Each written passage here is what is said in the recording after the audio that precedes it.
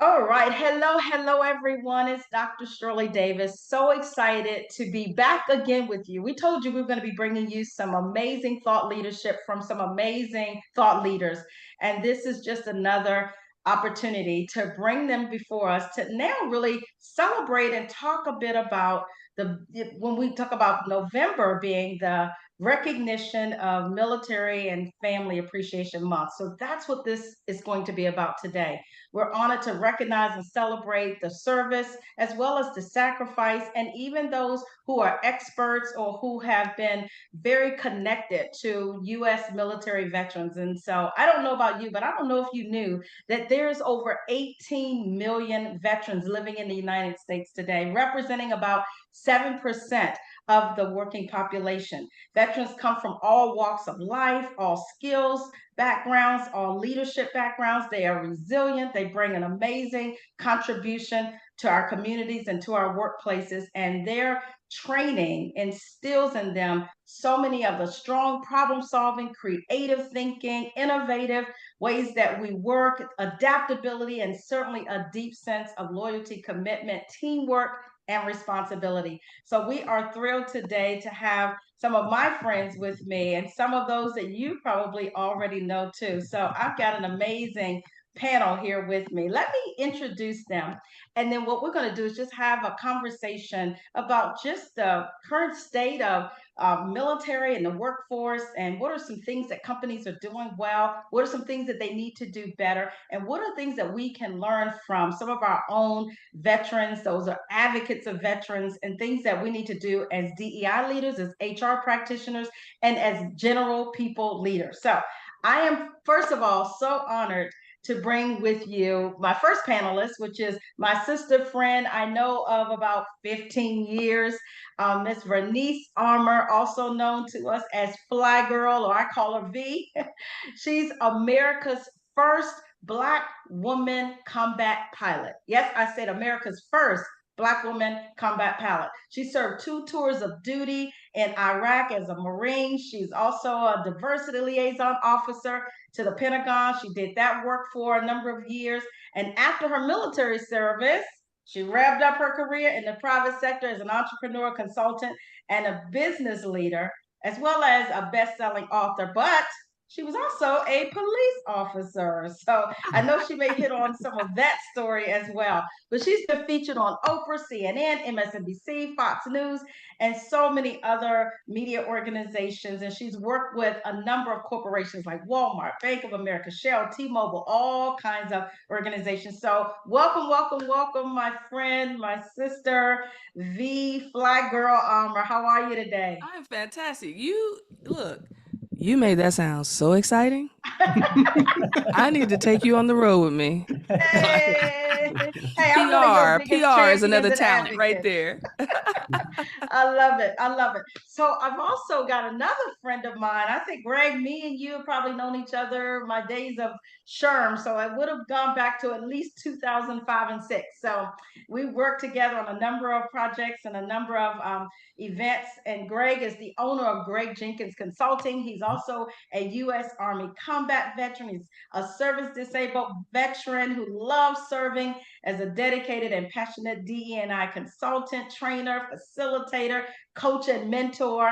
And his organization provides DE&I expertise in strategy and content development. And he also provides pro-social behavioral research, marketing, and assessments. And he does a lot of transitioning and mentoring for veterans as well as businesses. Hello, Greg. Good to have you on with us today. Shirley, so glad to be here. I'm gonna echo V. I got to take you with me wherever I go. So it is a For really great sure. introduction, but really glad to be here, Shirley. Looking forward to the conversation, Thank and you. yeah, just wonderful to be here. Yes, yes. And look, this is easy to do. And then Emily Grandinetta, who though she's not a veteran, she is a nationally acclaimed expert on military to civilian transitions. She's helped a lot of organizations, countless veterans, overcome some of the pitfalls and be able to accelerate the cultural learning curve. She literally wrote the book on it. Her best-selling and award-winning book called Field Tested: Recruiting, Managing, and Retaining Veterans has been a roadmap for companies such as Accenture, Booz Allen Hamilton, Sodexo, Comcast, Merck, Blackstone. So it's so many of them. And she's also the author of her latest book, an award-winning book as well, called, again, At Ease. I love it. I love it. I love it. Emily has received formal acknowledgement for her contributions to the veterans employment from the likes of President Barack Obama, John McCain, U.S. Army veterans, retired Lloyd Austin, remember Raymond Odinero, and John Campbell. So again, Emily, welcome. So grateful to have you and good to see you again as well. But you reminded me of some things. Look, I probably know more about y'all than y'all know about y'all, because I do a lot of studying. I follow you all as well too, and I'm just grateful for the contributions that you make to the workforce, as well as to veterans and veterans families. And then last but not least, I want to have Eric on with us as well, because Eric Peterson, many of you know, Eric and I have worked together. We've known each other since 2006 when I hired him to work with me, beside me, at the SHRM DEI offices, and we did a lot of work together, and we are so pleased to be working together again. So we are connected to the hip. But Eric, maybe many of you don't know, but Eric is actually he was raised in a military family, and so we've got various perspectives. So we've got an expert who writes and coaches military families, but then we've got one who's a child who grew up in the military family but has not actively served, and then we've got two other veterans. So we've got a good plethora of perspectives to be able to share today. So thank you all again for being here. Let's get this started. So what I want to hear from each of you that joined, right? So this will be Greg and to V, is what inspired you to join the military, and what branch again did you serve in? Greg. So yeah, so Shirley, what inspired me to join the U.S. Army really were economic reasons. So it was the early 80s, and we were in the middle of a pretty big recession. I know that dates me immediately. So I was going in as, you know, I needed to find a career, a pathway forward. What I didn't expect was how much I was able to adapt and appreciate, and then, you know, really became committed to, you know, the duty, the loyalty, the commitment, the dependability, the teamwork, the leadership. And it was really an experience that I didn't necessarily set out wanting to have, but so glad that I did. And why the Army? You know, I know that there's multiple branches, but be interested in your selection process for which one and why. Yeah, not trying why, to create Greg? any competition, not trying to create Look, a why, debate Greg? here, Why the Army? Because it was the closest recruiter's office that I had, that I could see. Okay. Sorry, Marine Corps. If you would have been a little bit closer, you might have been an ex-Marine. yeah, Okay. fellow veterans. So yeah, from the same. All right, Fly Girl. Venus, tell us a little bit again, just a bit about sort of your service, why you selected that particular branch as well. Right. Well, full transparency and honesty. When I got to college, I was totally broke, and I saw a flyer that said free trip to Mardi Gras. I said, that's for me. And I had to join Army, ROTC. And that's what sparked the flame. My dad was Marine, 3 tours Vietnam. My grandfather was World War II, Mumford Point Marine. So I said, I could do that. I got military in my family, of course. And I also saw it as a strategic advantage because I wanted to be a police officer, but I couldn't be a police officer till I was 21. And I saw the military as a you know, it's the boys club, the male dominated field, right? The men's club. So I said military would be a strategic advantage for me, a feather in my cap, if I were to go into the military first. And when I turned 21, I had all that experience. So Greg, I enlisted in the Army. There you go. That's what I'm talking Jackson. about. I did get onto the police department, but while in the Army and going to leadership advance camp, I saw a Black woman in a flight suit.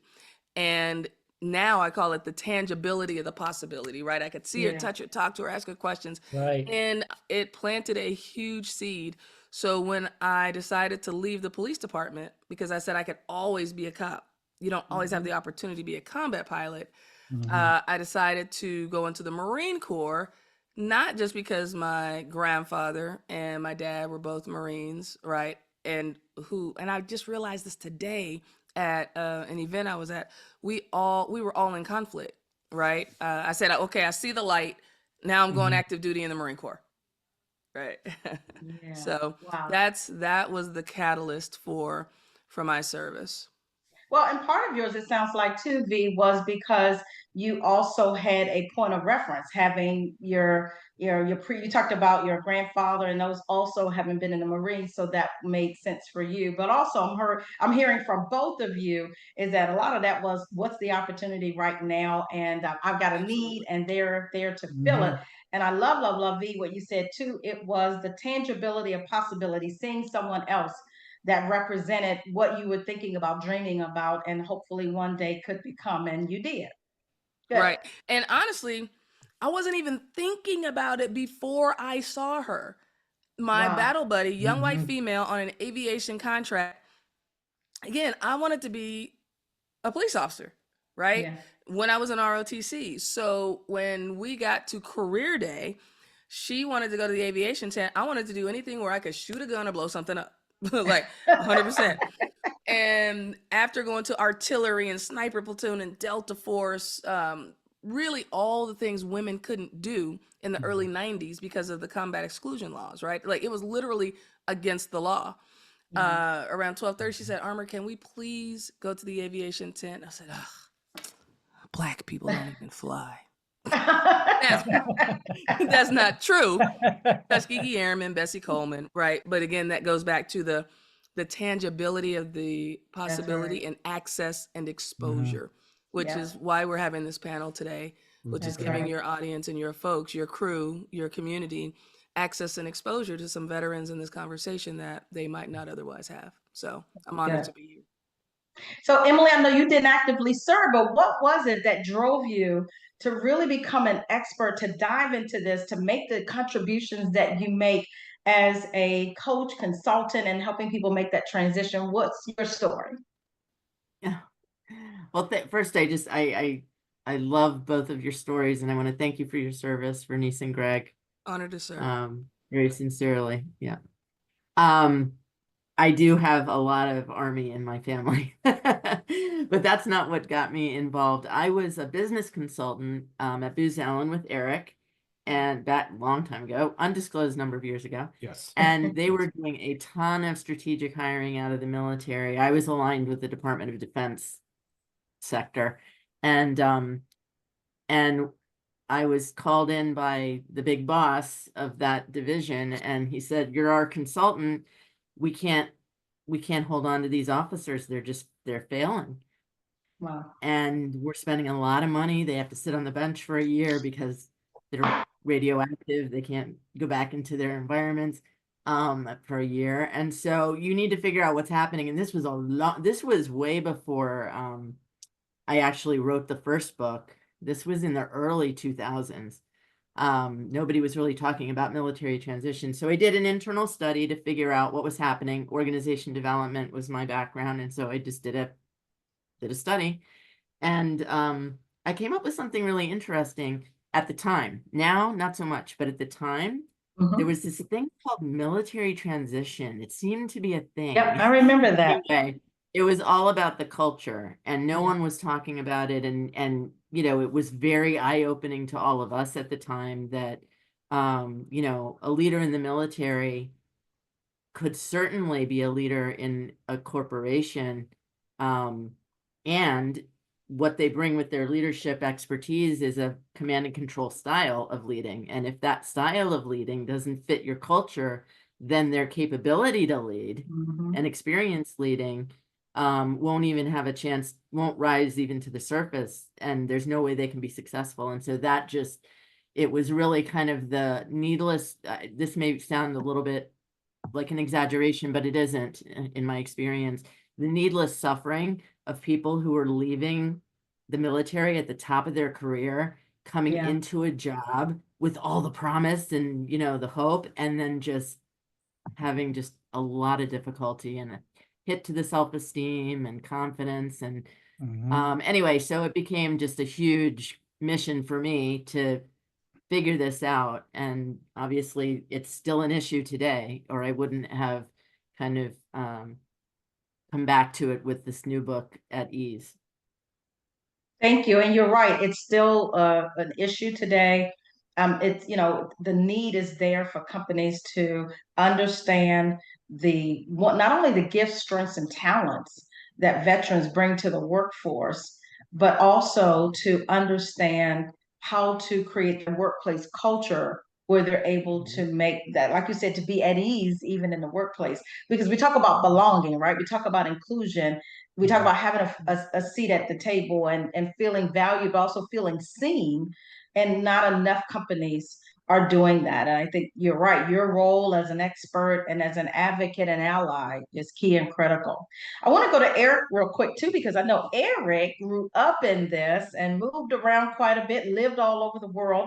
So Eric, tell us a little bit about your experience growing up and how that shaped and formed who you are today and how you see the world. Yeah, it's funny hearing all these stories. It's kind of reminded me of the hardest thing to do when I got to the workplace is just simply answer the question, so where are you from? Because that there was a million ways I could have answered that. And what usually I just said, I'm from the Navy, because I grew up in the Navy. But I was born in California. Before I was even a year and a half old, we moved to Spain, and then we moved to DC, 5 years in Japan, Newport, Rhode Island, Hawaii, and Scotland, before I ended up in college in Washington State. And every time we were overseas, we lived on or nearby a military base, which is a little pocket of America, but obviously really exposed to all these things, all over the world. And my dad had an interesting career in that he was in both kind of the Atlantic and the Pacific theaters. And so, I got to see a lot of what was going on. Every place was a little bit different. There was one point when I was living in Japan, the most common ethnic identity in my school by far was biracial kids with white dads and Filipino moms. Wow. And and I was, as a white kid, I was not in the majority in that particular school. Moving to Hawaii, it wasn't really prepared for, what. So one of the things that really I think I bring to the diversity field is a real knowledge of what being white is. When you're white and you've lived in Japan for 5 years, you get what that is in a way that a lot of white people who grew up in the US don't necessarily have an appreciation for.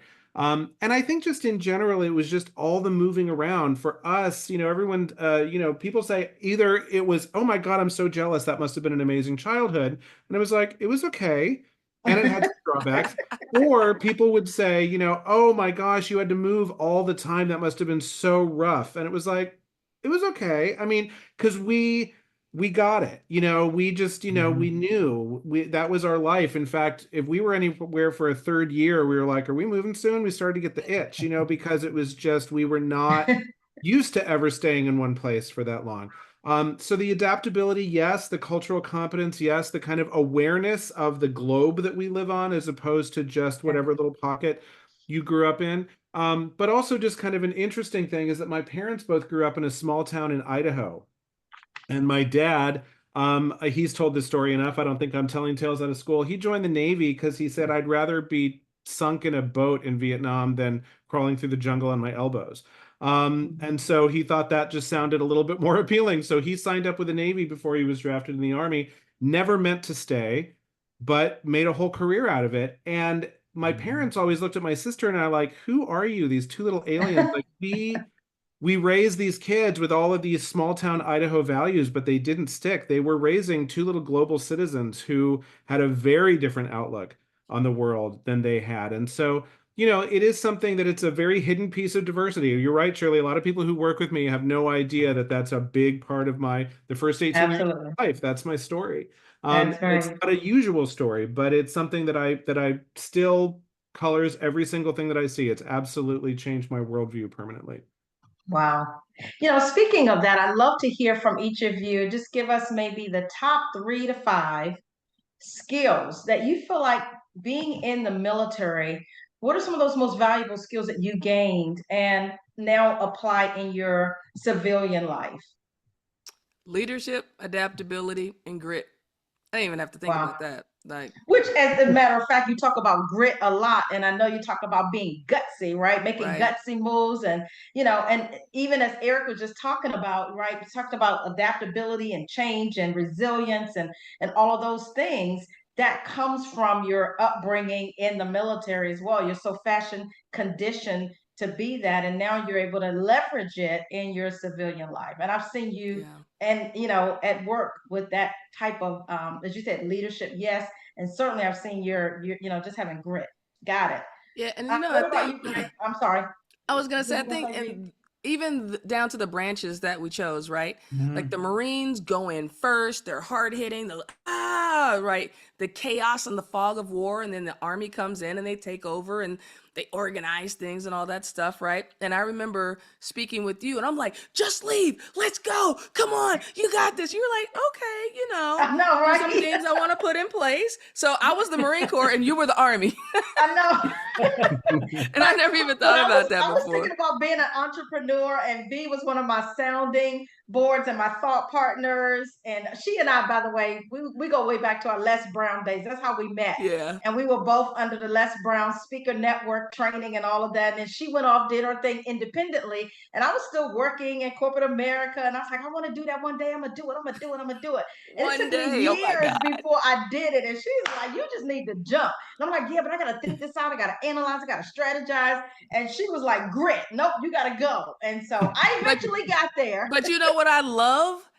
Like my plan could have worked. Your plan absolutely worked. You blew it out of the water. And to me, Mhm. that's the strength and the advantage, the strategic advantage of diversity, right? Because Yeah, we can have different plans, different angles, different thought processes, that's right. and it comes out even better on the other side because of it. So That's right. Hey, Greg, what about you? So she talked about Marines come in and then the Army comes in after that. What are some of the skills for you that have worked in your civilian life that you gleaned in the Army? Well, the three that come to mind immediately are leadership, team building, and diversity, equity, and inclusion. And DEI, I'm going to make that into one. Regardless of branch, the United States military is a leadership making machine. yeah, And their ability to take a diverse bunch of people, stick them together, get them to look at the same point on the horizon, and get them shoulder to shoulder to go accomplish missions is really pretty amazing. it's true. And Wow. so that learning from my leaders, learning how to do that, which means obviously it implies that not only do you have to lead, without leading, you have to have a team. So as a leader, you get to understand about team building. And we're talking about the raw materials of being these men and women of white and black and brown and Asian and biracial, multiracial from a number of countries around the world. Right. As long as you're meeting the standards and the security protocols, we got folks in the military from all over the place. And so that, and the thing that was interesting was I didn't realize how much of an asset DEI was in uniform. It was coming out, and now working with organizations, and I'm sure Emily, well, everybody here can attest to, is that you have organizations that don't have a military background and have not worked in very diverse teams in the United States and other places, and how much That's of a skill good. set that has become, which Yeah. really is part of the reason why I do the work I do today as a DEI consultant. So. Yeah, that's a very good observation, is that being in the military and serving has exposed you to so Oh, many aspects, tremendous yeah, thing. of Yeah. diversity. Even though I don't hear it as much celebrated that way, but it has prepared you to Mhm. be in any environment and able to adapt in any environment, right? And be able to build a team that looks like all of us here on the call and more diversity, right? Exactly. Yeah. Yeah, that's cool. Emily, what about your experience now serving military families and veterans? What has been some of the skills you've seen be celebrated because of their work? And then what have you learned from that? Well, I'd love to take a little bit of a different angle on your question, Shirley. Based on Yeah. my work with organizations, mostly I work with organizations who want to hire, or they have hired veterans, or they've committed to hiring a massive amount of veterans, but they really don't know how to get the value and retain them, right? So if it's okay with you, I'm just going to speak from the kind of organizational point of view, the business point of view. Absolutely. Good perspective. These are strengths that I talk to employers about, that I think a lot of veterans don't even really realize it. They don't see it in themselves. The service members coming out, they don't even see this about. So I talk about it in my book because everyone should know. There's a I would say strategic mindset.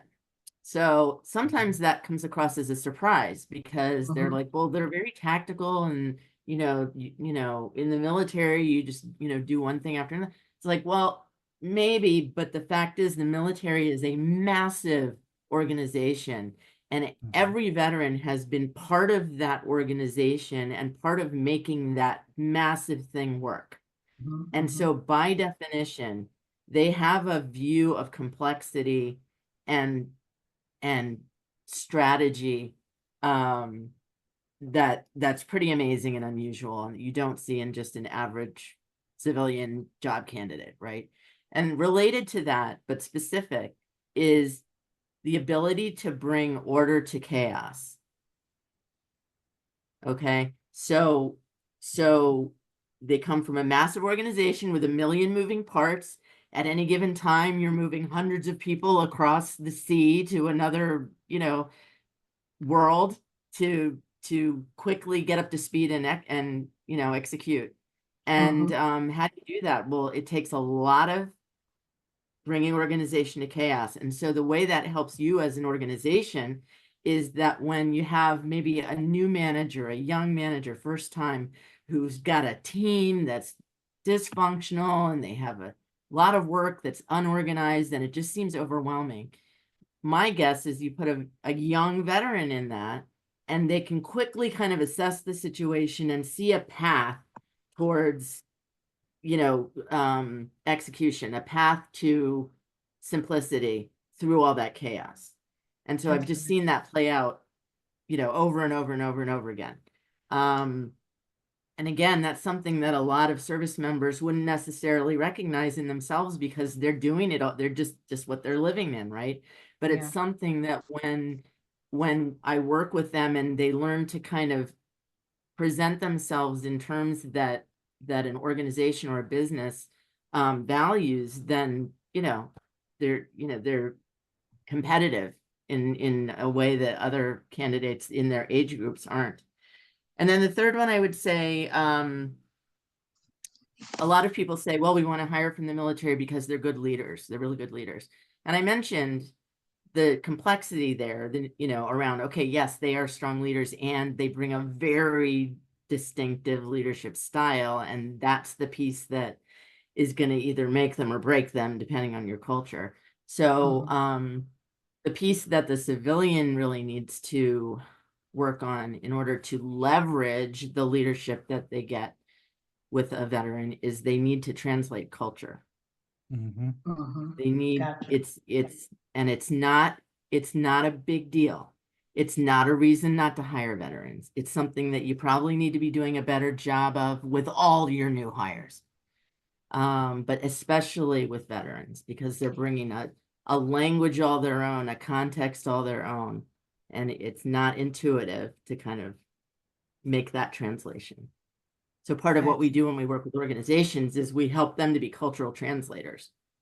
That's cool. And you need that because you have to be, when we talk about cultural fit, I don't like the words itself because it seems to be about conforming. But I always tell people who are looking to apply for a job or they're seeking a role in a position is that you do want to make sure that your values are aligned with the company's values, right? And you do want to select people who have qualifications and they have experiences and backgrounds that's going to add value to the organization. But when we talk about cultural fit, a lot of times it's been associated from a negative connotation of we need you to come in, conform, and be like us. And take away your authenticity. And that's not what we're talking about at all.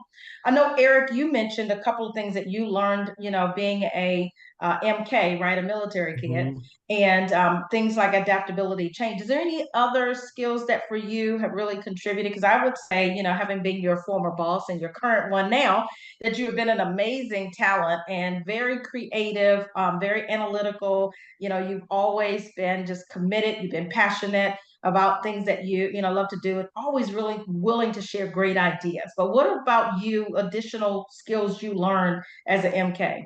Okay. First of all, I'll just say brat, weirdly, is completely acceptable. Like I'm a Navy brat, and that's just it's the word that we use, and it's fine. Like it's a term of endearment, it's a love language. It's odd, but it's the way it is. So I answer to both. Brett became quite popular these last couple of Well, months, yeah, right? yes, it has. Yes, it has. Hmm. Different kind of brat, but yes.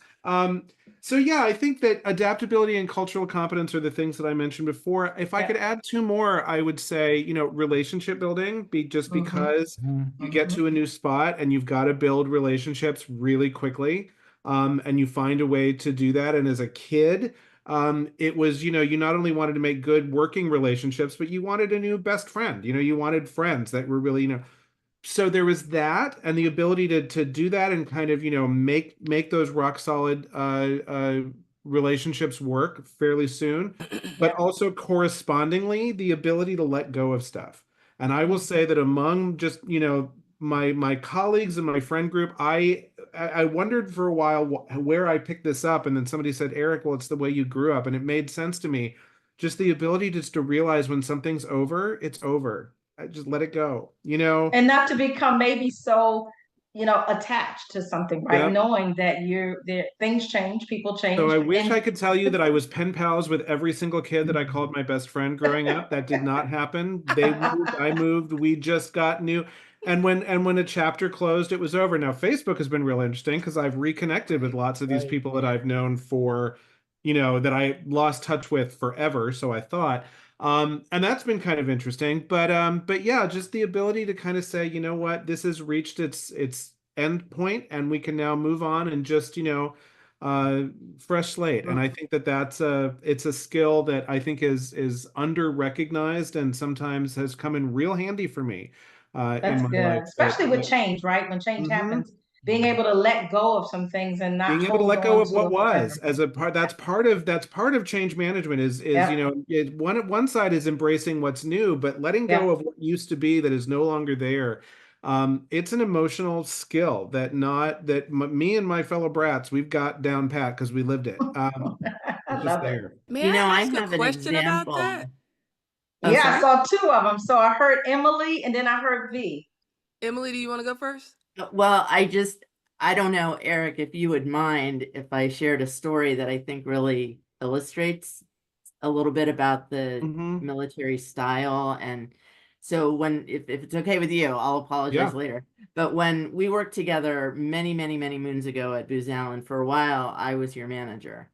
And I remember specifically a conversation we had where I had to say that you were too calm. And you said, what?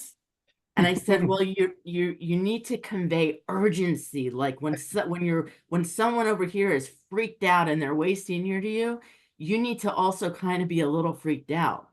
And do you remember that? I kind And of, yeah, it's coming back to me. you said, so wait a minute, are you telling me that like I'm now doing wrong because I'm calm and I can see that everything's going to be okay? And I was like, this doesn't feel right to me either. But I guess Wow. that's what I'm saying. Wow. And it was good advice. I will say it's good advice because people needed me to kind of match that emotional energy so that they knew I was Mhm. really hearing them. Mhm. And so I've taken that advice, but at the same time, what I was saying back is, I have a long view that just, things are going to be okay. They're going to work out, and that's something that my upbringing definitely gave me. That's And that's great. what I'm talking about when I Good say story. you can have that strategic view. So, Yep, that's right. V, what were you gonna say? Well, it's a tie-in with what Emily shared as well, because Mhm. I have the ability to, I moved a ton as a kid. I never went to one school more than 2 years, right? I think Wow. one school 3 years. So it was move, move, move. So when Eric, you said it's a 3-year itch, I've been in Atlanta now for 9 years, and people are like, oh, are you going to stay there? And I'm Guys, like, been that long? Really? no. Like, I feel like it's time to go, right? But where am I going to go? I don't know. But Come the on here whole to thing Tampa. about right, don't move to Tampa. No, the whole thing about being able to let go and move on, so many times people will confuse with Pollyannaing it or brushing Mm-hmm. over or just seeing with rose-colored glasses, sweeping it under the rug. And at a certain point, you're going to build up and you're just going to explode because you never processed it or dealt with it. Mm-hmm. But I believe we just process it different in the Yeah. first place, right? Now, not everybody is like that, Mm-hmm. because you do see some cases where it's swept under the rug, wasn't dealt with, and then it impacts mental health, right? But for the most part, so adaptable where it's like, if no one is shooting at me, we're good.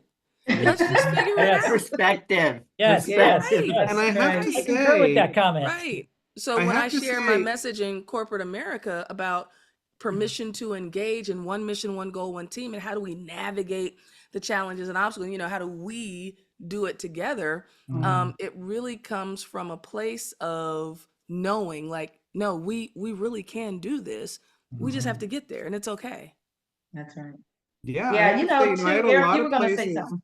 Go ahead, Yeah, there Eric. were a lot of places growing. I mean, I had a best friend every single time, and yes, every time there was a move, there was a moment where it's like I was talking to my best friend. We were never going to see each other again, and tears were shed. I mean, it was not just there was no Pollyanna, but once we said goodbye, got on the plane, fresh out of tears, got to the new place We're excited. and started We're gonna again. make And another we friend. just, so again, it's not so much that it's that we are in denial about change, but we really do Right. go through what we need to go Yeah. through to let it go, and then we're on to the next thing. I And think and I do think it is a strength for veterans as well as anybody who's been in a military family, just learns how to do that.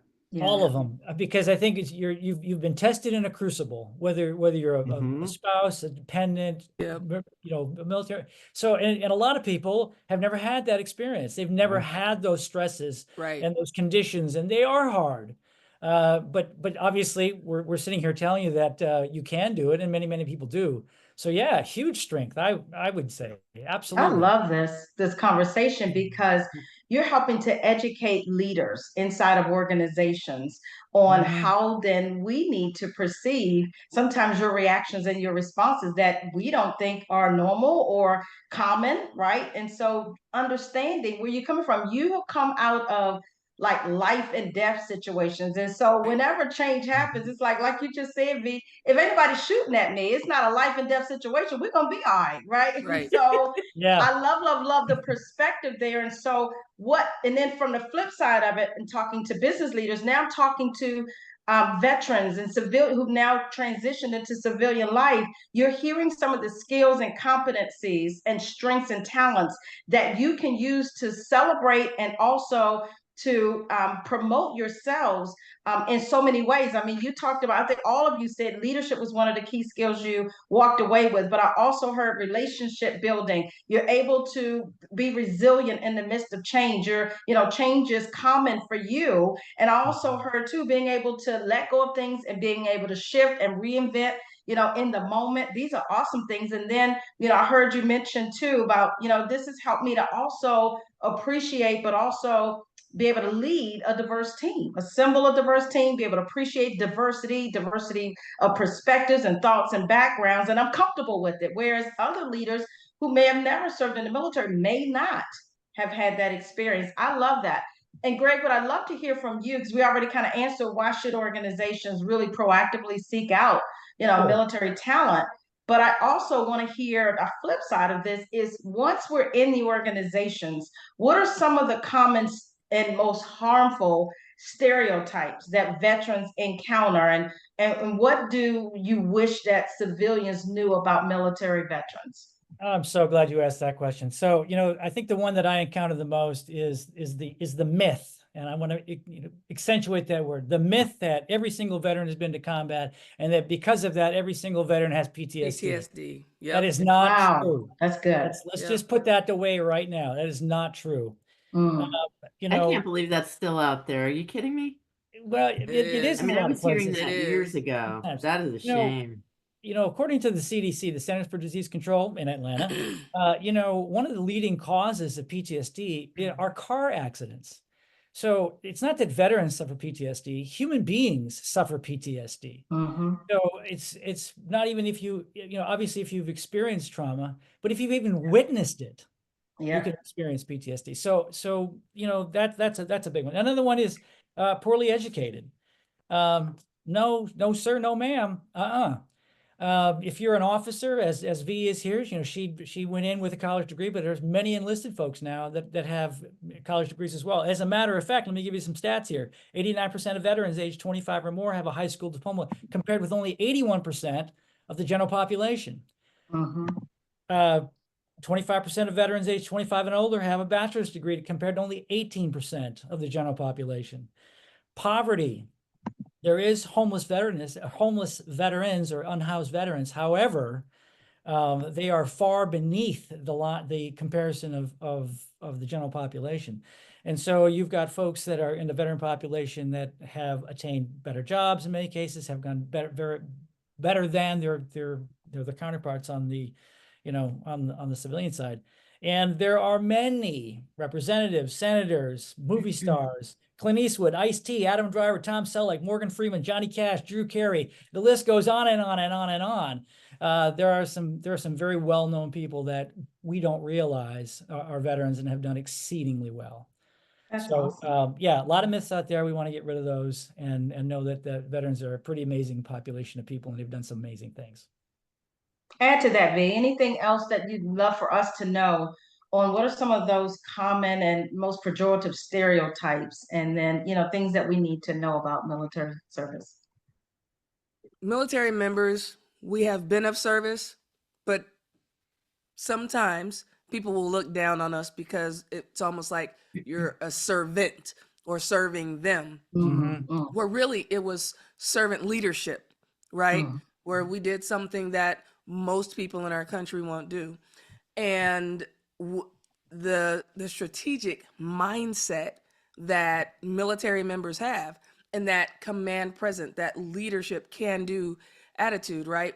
If you look at many military veterans that have gone into the corporate workforce, tons of executives, right? They make great leaders. Why? Because teaching leadership, it can be done. It just takes time and it's challenging. It's tough. And it takes an environment to do that, right? Corporate America can do that. You put a Marine through boot camp, a soldier through basic training, they're a leader on the other side because they have gone through this rigorous gauntlet. And now you want to teach them a technical skill on top of that. Man, that's the easy part. The leadership part, the adaptability, the flexibility. I mean, that's why people bring me in. That's why I have a company right now, right? Because they're trying to, can we get some osmosis going on? How can you Right. glean and give some of your leadership skills, talents, ideologies, philosophies, concepts to our people, right? Yeah. So there's a huge opportunity to leverage the mindset, the skill set, and the leadership potential and realized potential of veterans. You just have to see it. Yeah. And it might be a little bit different onboarding process, right? Yeah. Correct. And adaptability to the culture, because it's different. If you yell duck and it's a bunch of military, everybody's gonna duck. Yeah. And then we're gonna ask questions later. Say that in the corporate, why do I have to duck? Heads blown off.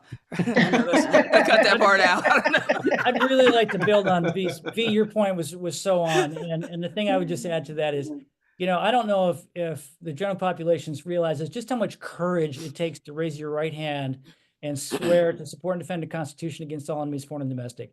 You are basically writing a blank check to the American people, payable up to and including your life. And unfortunately, we lose veterans, we lose service members. And so there's a thread of courage here in these people that you are just, it's uncommon. So think about that. I don't care if it's National Guard, Reserve, active duty, whatever. You have that yoke of weight on you until you take that uniform off. That's a pretty amazing human being to have in your organization. So Absolutely. just want to add to that. But yeah, V, thanks. That was a great lead, and I just wanted to build on it. I appreciate Could I you. build on what you just said, Greg? Sure. So here's a call to action for the civilian employers among you. Yeah. I can't tell you how many times I've heard we want to hire veterans because they're loyal. My answer to that is you got to give them something to be loyal to. You got to give them a reason, and you got to give all your employees and your new hires a reason to be loyal. They're not blindly loyal because they were in the military. They've demonstrated a capacity for deep loyalty, but if you treat them poorly, they're not stupid, they're not sheep, you know, Exactly. right? That And part. and so that's one thing. And then the other thing I would say is, I mean, you haven't turned to me yet, Shirley, but I'm just taking it. No, you're coming to it. yeah, Stay there, okay, because one of the things I'd love to know too, Emily, with your work, and you're there because you're sort of on the other side of that, is what are some things that companies can do to better support veterans that are entering the workforce, particularly around, adapting to the, corporate culture? How do they transform their culture to be more inviting, to create a greater sense of inclusion and belonging to support our veterans?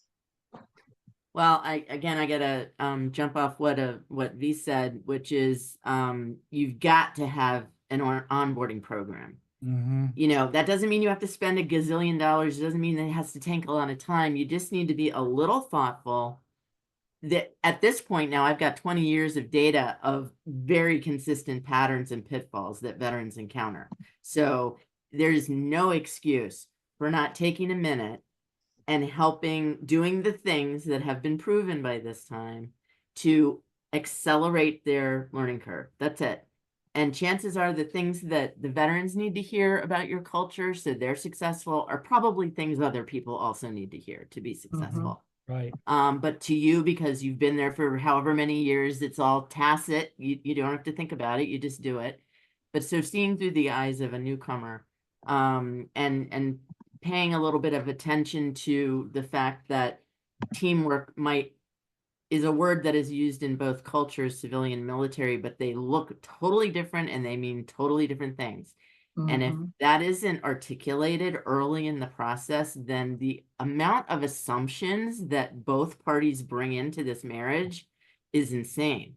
And that's all I need to say about assumptions. It doesn't lead usually to anywhere good. So it's a mutual commitment. What else about the rest of you? Anything you want to add to that? Or what is it that companies can do better in creating the kind of culture that, like you said, makes them feel wanted, feel included, feel celebrated, valued, and leveraged, with the skills they bring? Well, I'll share one thing, and this isn't focused specifically at the veteran, but this is focused at creating an organization that a veteran would want to belong to, right? Yeah. And that's having clarity, a mission, vision, and a true feeling of team. And we look out for each other. We care about each other. When we were overseas, people would say, "Oh, what do you think about what's going on Capitol Hill or what they're doing?" It's like, we didn't care about any of that stuff. Our single focus was to make sure each of us got home that night, right? So sometimes we feel like that's missing, or I hear veterans when they come up to me, they'll say, "Man, I miss the community. I miss that feeling of crew and family that they had while they were in the military." So that goes back to culture, right? And what Emily and Greg were saying. That's good. I think there's a very large business opportunity here. And you've got on one side, you've got the employer, and on one side, you have the veteran population, the job seeker. And there's this delta between it, which we've been talking about, right? And it seems that the better organizations figure out how to bridge that gap, that divide, that delta, and they can bring it together.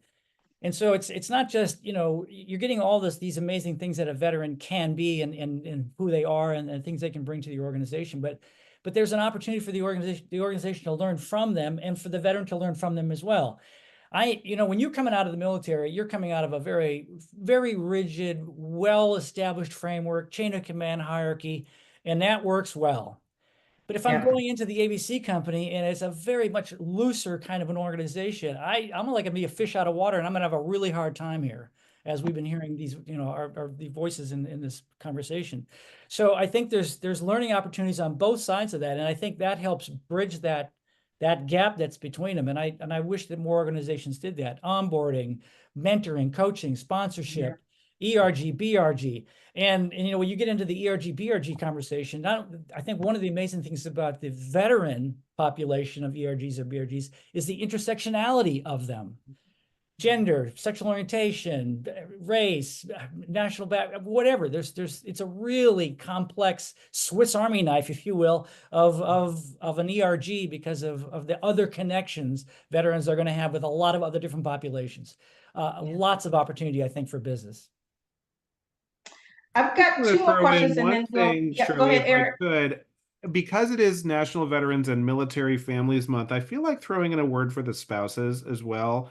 Military spouses oftentimes are trying to have a career of their own, but it's really can be difficult because if you are going to keep the family together and you're going to follow your, military partner around the world, is there, you might see someone walk into an interview with a resume a mile long, and every job's only a couple of years.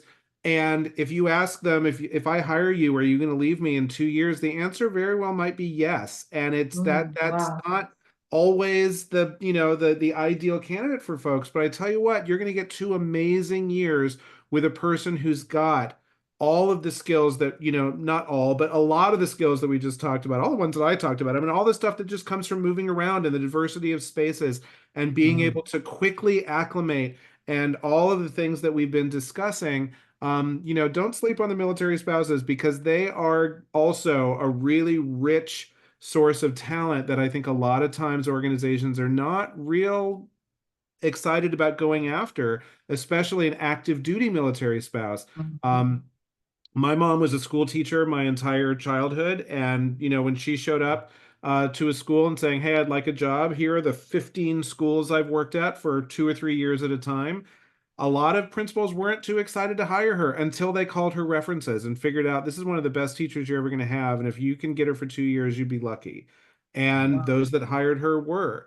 And that's just, just because it's also Military Families Month, and that's kind of my worldview. I wanted to just throw that into the conversation too, because That's a good oftentimes the point. military spouse is not someone that we talk about enough, I think, during this conversation. Good point. They make it possible. All those deployments that happen, Yep. all of that.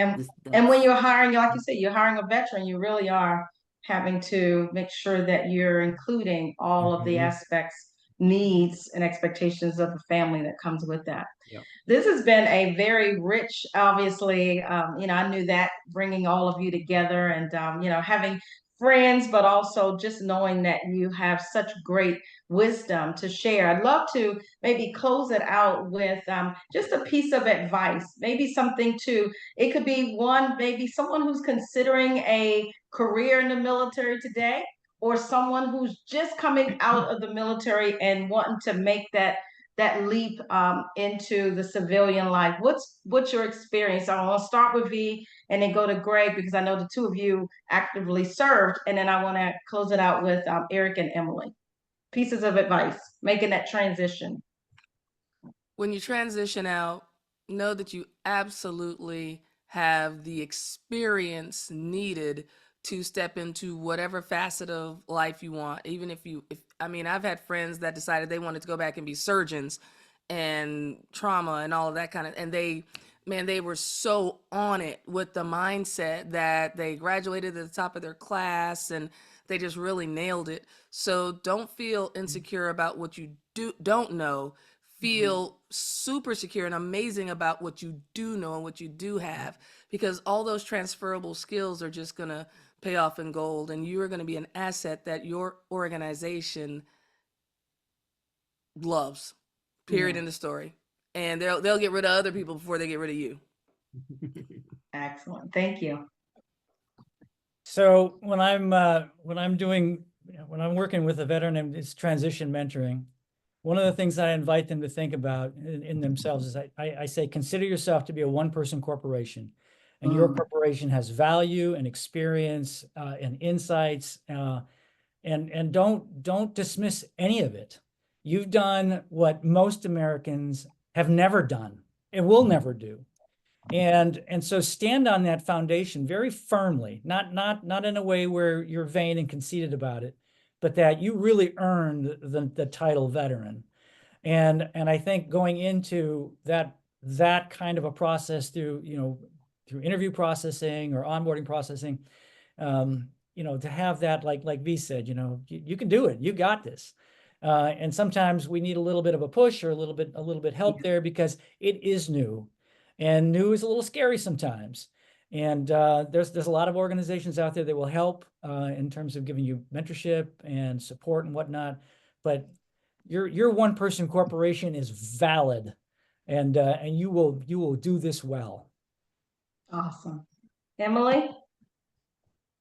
I very focused on transition as a life experience for veterans. And so I would say to you veterans or service members who are going to be getting out, the transition is not an event that happens one day when you leave service. It can last for years.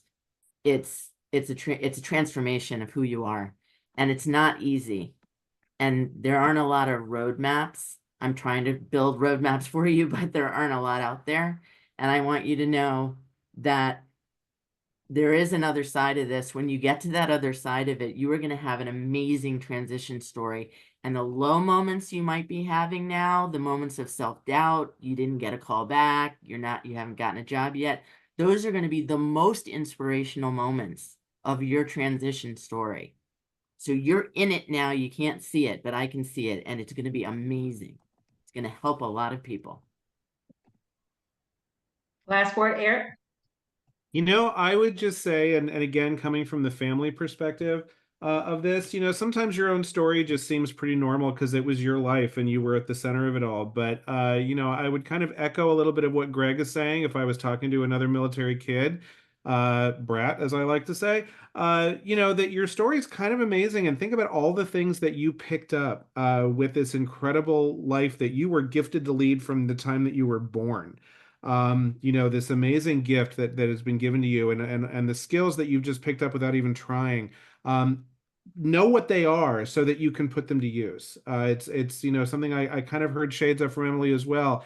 If you don't even realize that you have this incredible skill that employers want, it's hard for you to really exploit that. So know what makes you amazing and capitalize on that. Absolutely. Well, look, I am very thrilled. I'm very honored for each and every one of you. I knew you were going to be my rock stars. I knew that you were going to bring a lot of wisdom and just some great insights and experiences. Each of you very unique, and each of you bringing unique contributions. So thank you. And for all of you listening, please look them up, connect with them on LinkedIn, go to their websites, and we're going to actually have those posted as well. But I want to say to all of you, this National Veterans and Military Families Month, we recognize and celebrate all of our veterans, and we thank you for your service. Your commitment, your bravery, and your contributions continue to strengthen our country and make our workplaces stronger every day. So thank you again for being with us. Stay gutsy. Thank you so much. Thanks. Great to meet you all.